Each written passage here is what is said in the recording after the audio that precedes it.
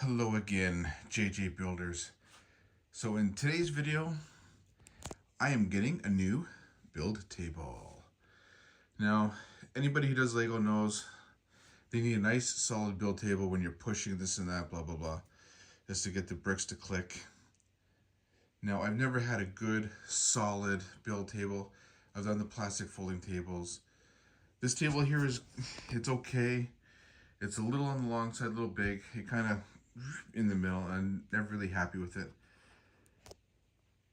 But I'll be bringing in a nice solid wood table here. So first I'm going to do, clear this off and make way for the new one. Now that this long table is cleared, and before I give it back to Christian, I'm going to use this to sort through all of these. So since they've been moved here, they're a little on the disorganized side, and we've been buying more bricks than what I got storage for. So I want to reorganize these, try to maximize my space before adding more of them. So let's have at her. So I have taken out half of the drawers that I have, and I had to add one extra table, two extra table, as you can see. So all these containers are the three this way. So I'll reorganize those, get them all settled to a little bit better way that I like, and then I'll work on the next three.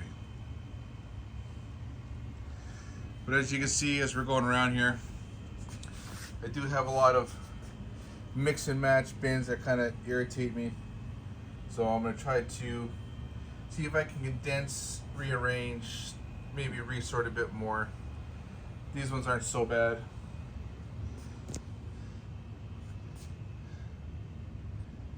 Kind of maybe get a little bit more efficient. Like for example, those yellow arches, Gene's been buying a lot of them, so I gotta figure out a way to, maybe they'll get their own drawer, maybe they'll be somewhere else, I don't know. The masonry bricks, I know I have a lot more than that, so that container's probably gonna go.